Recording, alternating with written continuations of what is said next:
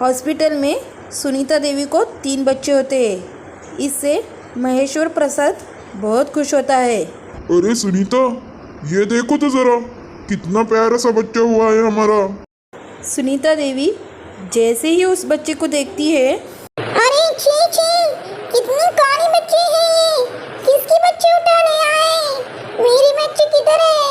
ये मेरी बच्ची नहीं है। छी, इसको देखते ही मुझे घिन आ रही है। इसे दूर करो मेरी नजरों से। कितनी काली है ये। छी। महेश्वर प्रसाद सुनीता देवी की बातें सुनकर उस बच्चे को फिर से झूले में रख देता है और बाकी दोनों बच्चे को गोद में उठाकर सुनीता देवी को दिखाने लगता है। अरे सुनीता, ये देखो, ये दोनों बच्चे अभी हमारी ही है। देखिए, देखिए जरा आप ही, ये कितनी सुंदर है और वो कितनी काली थी। ये दोनों ही मेरी बेटियां हैं। सुनीता देवी को 3 बच्चे होते हैं, उसमें से एक काली तो 2 गोरी। सुनीता देवी काली बच्ची को बिल्कुल भी पसंद नहीं करती थी। 20 साल बाद समय बीतने के साथ साथ सभी के जीवन में काफ़ी बदलाव आता है। जहाँ रमा और सीमा दोनों गौरी बहनें, उन दोनों को मेकअप का बड़ा शौक़ था, इसलिए वो एक दूसरे का मेकअप करते हैं और एक दूसरे का बड़ा ही ख्याल रखते हैं। तभी कमरे में काजल आ जाती है घर में झाड़ू लगाने के लिए। ये वही काली बहन है काजल, जिसका शौक़ तो बहुत दूर की बात है, वो अपने हिसाब से कुछ कर भी नहीं सकती थी, इसलिए वो इस घर में एक नौकरानी बनकर रह गई। अरे सीमा और रमा, दोनों हटो तो सही, मैं इस रूम को झाड़ू तो लगा लूं।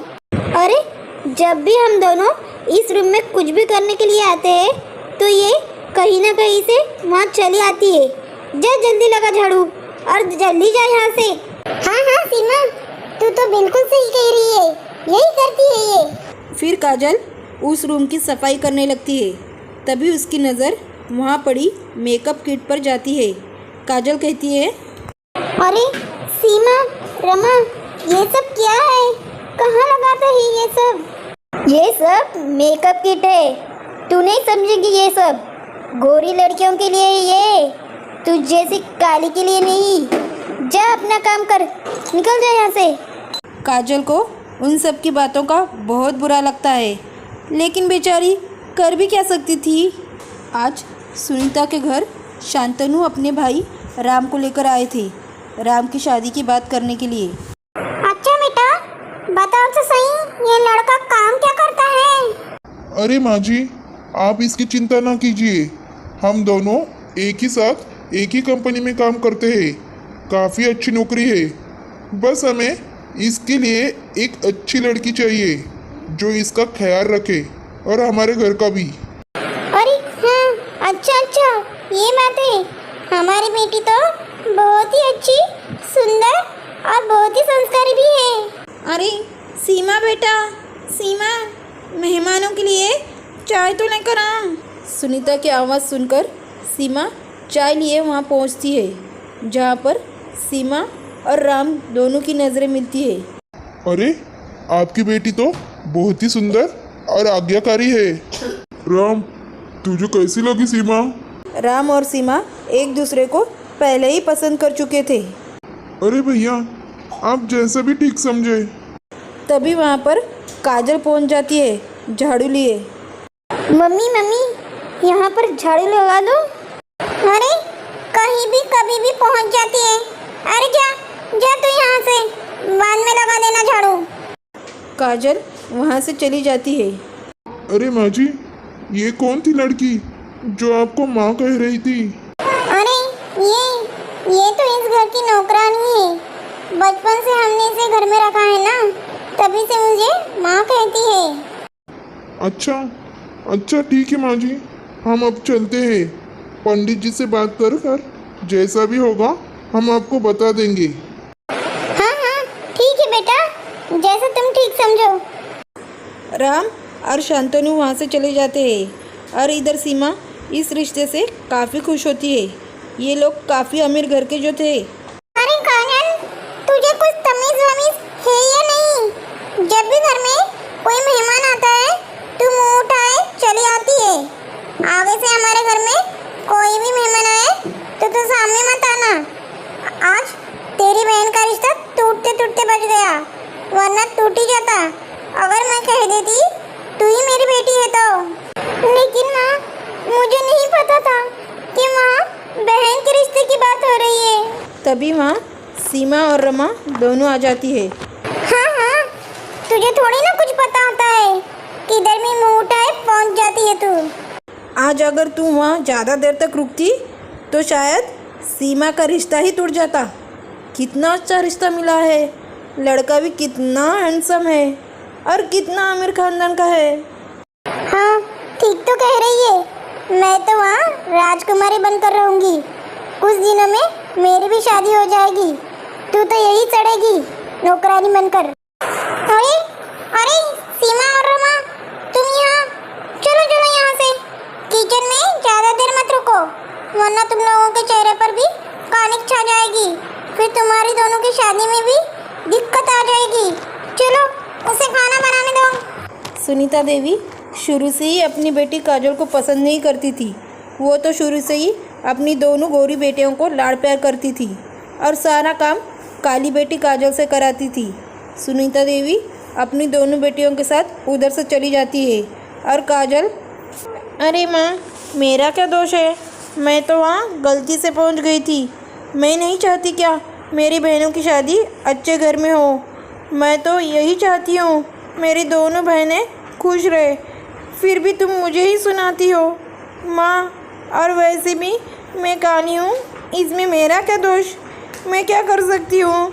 कुछ महीनों बाद रमा की भी शादी हो जाती है। रमा की शादी में घर के सभी कोई मौजूद थे सिवाय काजल के।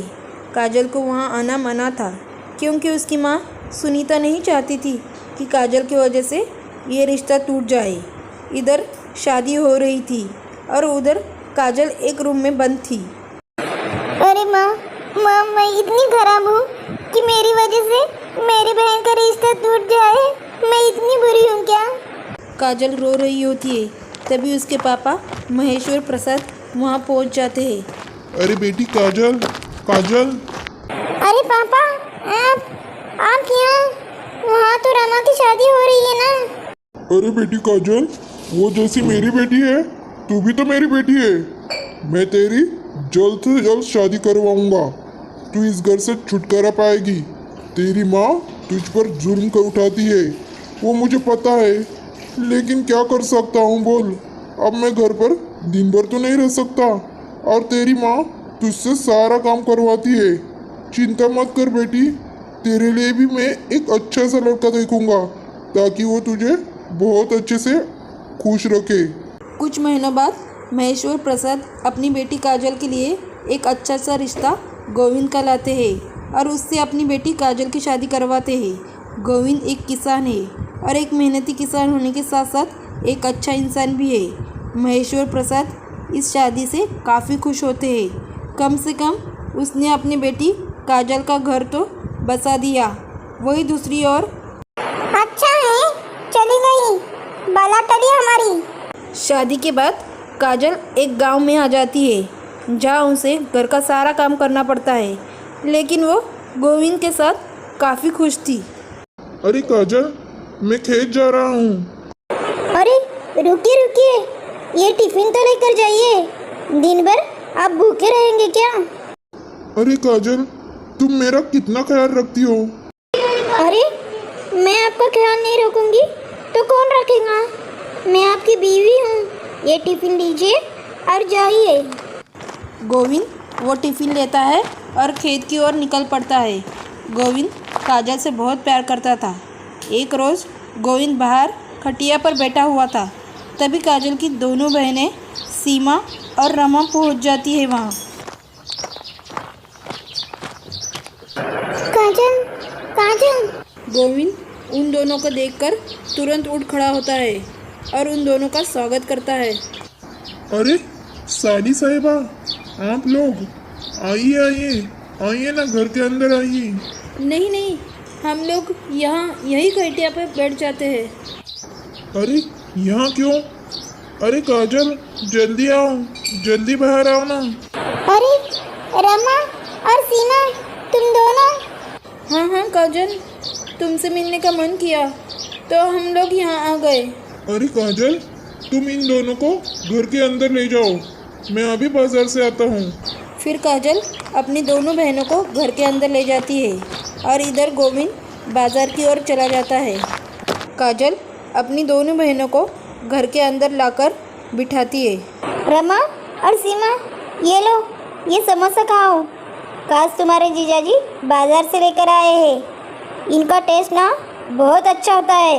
अरे नहीं नहीं, इसकी क्या ज़रूरत है? अरे साली साहिबा, खाकर तो देखिए, एक बार खाएंगे तो उंगलियां तक खा जाएंगे, इतना टेस्टी समोसा है। काजल समोसा सीमा और रेशमा को देती है। अरे वाह, सच में बहुत ही बढ़िया टेस्ट है इसका तो। एक काम करो, तुम लोग यहीं बैठो, मैं अभी तुरंत खाना चढ़ा कर आती हूँ। अरे काजल, तुम्हारी बहन आई है इतनी दूर से, तुम उन लोगों के साथ बैठकर बातें करो, खाना मैं चढ़ा देता हूँ। तुम्हें कोई काम करने की आवश्यकता नहीं है, मैं हूँ ना, मैं सब काम संभालूंगा। गोविंद ये सब कहकर रसोई में चला जाता है और काजल अपनी बहनों के बगल में जाकर बैठ जाती है और बहनों के साथ खूब सारी बातें करती है। कुछ समय बाद, तुम लोग बैठो, मैं जाती हूँ, नहीं तो खाने में नमक ज़्यादा और कुछ गड़बड़ी हो गई तो खाने का कल्याण हो जाएगा। मैं जाकर देखती हूँ। अरे सीमा, इन दोनों में कितना प्यार है, कितने प्यार से रहते हैं ये दोनों। हाँ ना, सच में तुम सही कह रही हो रमा, कितना प्यार है इन दोनों में। गोविंद और काजल दोनों मिलकर रसोई में खाना बना रहे होते हैं और एक दूसरे से झगड़ भी रहे होते हैं। अरे काजल, तुम यहाँ क्यों आ गई? जाओ जाओ, तुम्हारे बहनों के साथ जाकर बैठो, तुम वहाँ उनके साथ बातें करते बैठो, मैं यहाँ खाना बना लूँगा। नहीं नहीं, अरे नहीं नहीं, आप अकेले कैसे बनाएंगे? अगर आपका हाथ जल गया तो? अरे इतनी चिंता क्यों करती हो, कुछ नहीं होगा मुझे। गोविंद और काजल खाना बनाने के साथ साथ एक दूसरे का ख्याल भी रख रहे होते हैं और वहाँ खिड़की के पीछे सीमा और रमा ये सब देख रही होती है और खुद पर अफसोस करती है। अरे सीमा, देखना मैंने क्या सोचा था और क्या निकला। ये दोनों कितने प्यार से रहते हैं और खुशी खुशी, भले ही इनके पास पैसा ज़्यादा ना हो लेकिन एक दूसरे के साथ खुश तो रहते हैं। हाँ हाँ रमा, तू सही कह रही है। हमारे साथ जो बर्ताव होता है, हमारे पास इतना पैसा है लेकिन एक भी दिन हम चैन की सांस नहीं लेते हैं। हाँ हाँ सीमा, किसी ने सच ही कहा है, पैसे से ज़्यादा प्यार से रहना होता है। प्यार जिसके पास होता है तो पैसे क्या ज़रूरत। देखो कितनी खुशी से ये लोग और हम लोग, हमारे पास पैसा इतना है लेकिन हम खुश नहीं हैं हमारी ज़िंदगी से। पैसे से ज़्यादा प्यार अहमियत रखता है। भले ही पैसा कम हो लेकिन प्यार ज़्यादा होना चाहिए तो ज़िंदगी खुशी खुशी कट जाती है, जैसे काजल और गोविंद की कट रही है। कहानी अच्छी लगी हो तो प्लीज़ लाइक, शेयर और सब्सक्राइब कीजिए, कमेंट भी कीजिए। Thank you.